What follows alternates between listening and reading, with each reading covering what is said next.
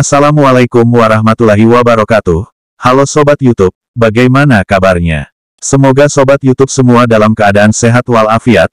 Selamat datang di channel Uang Kuno Official, channel tempat berbagi dan bertukar informasi seputar uang kuno. Di video kali ini kita akan membahas sejarah uang kuno kertas Indonesia seri ori daerah atau disingkat Orida.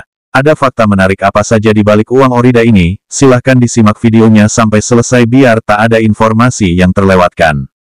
Namun sebelum kita lanjut video ini, bagi yang baru menemukan channel ini, atau bagi yang belum subscribe, silahkan klik subscribe terlebih dahulu dan getarkan tanda loncengnya, agar Sobat YouTube semua, selalu mendapatkan notifikasi, setiap kita upload video terbaru.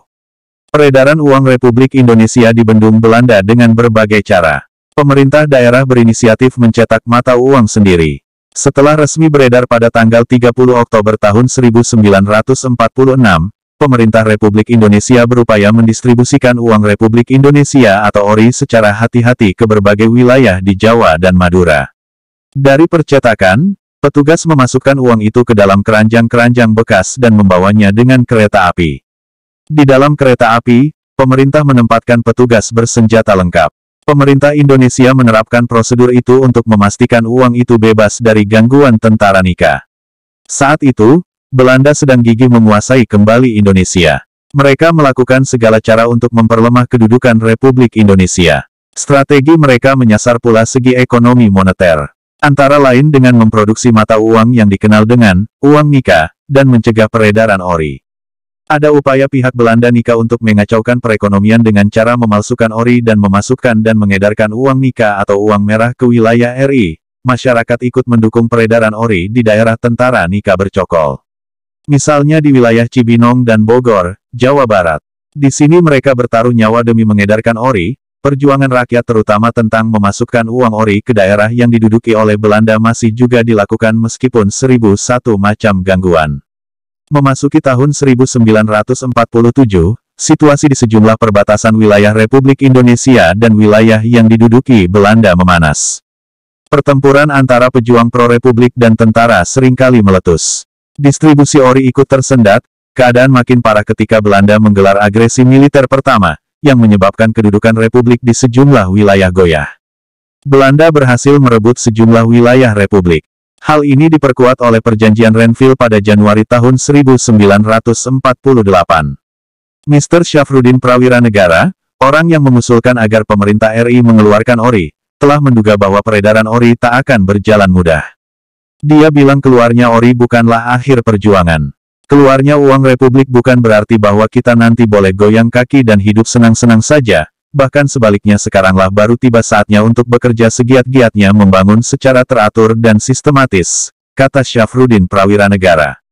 Ketika mengetahui ori sulit beredar ke wilayah Jawa Barat dan Sumatera, tokoh-tokoh pro-Republik di daerah tersebut mengusulkan agar pemerintah pusat mengizinkan mereka mengeluarkan uang sendiri.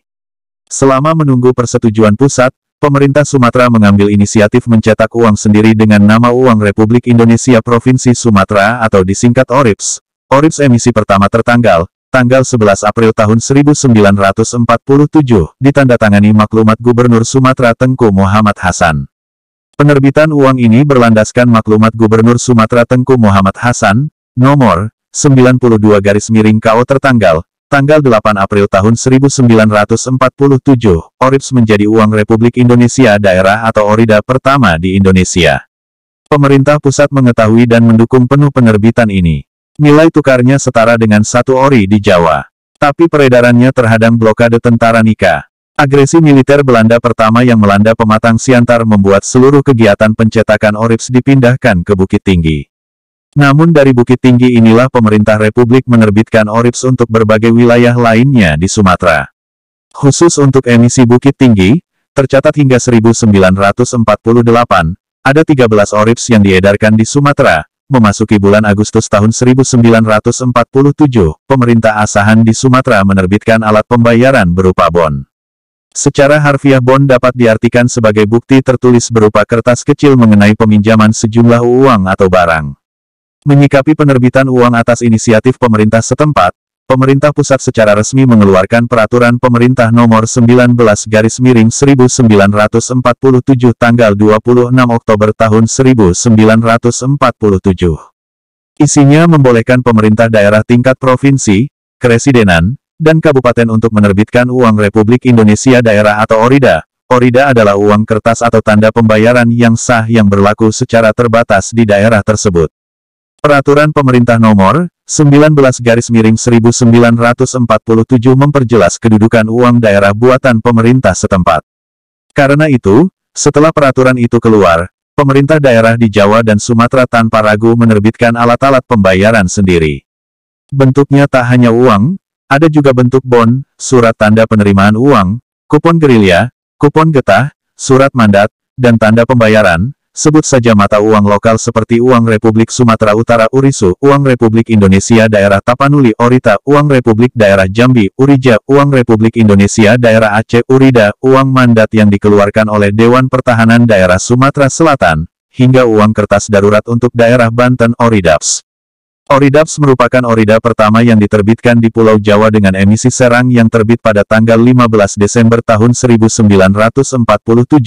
Untuk memenuhi kebutuhan akan alat pembayaran di daerah Banten, maka pemerintah pusat di Yogyakarta memerintahkan Residen Banten, Tubagus K.H. Ahmad Khotib untuk mencetak dan mengeluarkan uang kertas daerah Banten sementara atau Oridaps. Di Yogyakarta, terbit surat tanda penerimaan uang untuk daerah istimewa Yogyakarta yang ditandatangani oleh Sri Sultan Hamengkubuwono ke-9. Hal yang sama diterbitkan di Surakarta dan ditandatangani Kepala Pemerintah Militer Daerah Surakarta. Selain uang yang dikeluarkan oleh otoritas, beragam kelompok masyarakat menerbitkan alat pembayarannya masing-masing. Seperti dilakukan komunitas pedagang Tionghoa di Kecamatan 50, Kabupaten Asahan, yang menerbitkan alat pembayaran sendiri atas izin dari pemerintah setempat. Terkait dengan masa berlaku ORIDA, pemerintah pusat mengeluarkan Peraturan Pemerintah Nomor 76/1948 pada tanggal 13 Desember tahun 1948 yang menyebut masa berlaku ORIDA akan diatur langsung oleh Menteri Keuangan. Muhammad Iskandar mencatat, ada 21 jenis mata uang dan 27 jenis ORIDA hingga akhir 1949.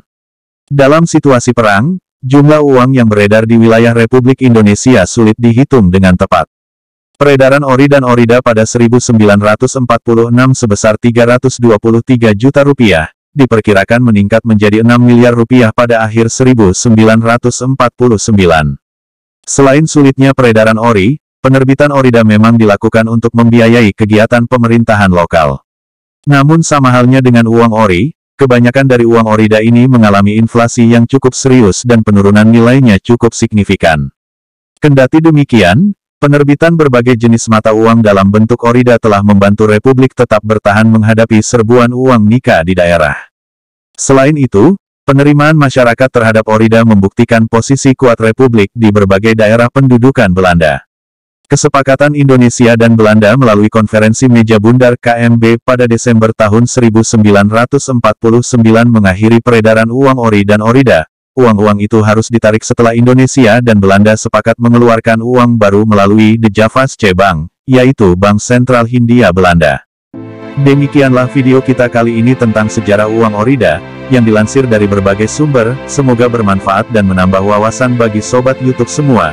Jangan lupa klik subscribe, karena subscribe itu gratis, dan agar saya semakin bersemangat untuk membuat video-video menarik lainnya. Terima kasih sudah mampir di channel Uang Kuno Official dan menyimak video ini sampai selesai. Mohon maaf jika ada informasi yang keliru. Sampai jumpa di video selanjutnya dan saya akhiri. Wassalamualaikum warahmatullahi wabarakatuh. Salam numismatik. Sugeng Rahayu, Sugeng Seduluran Saklawasi.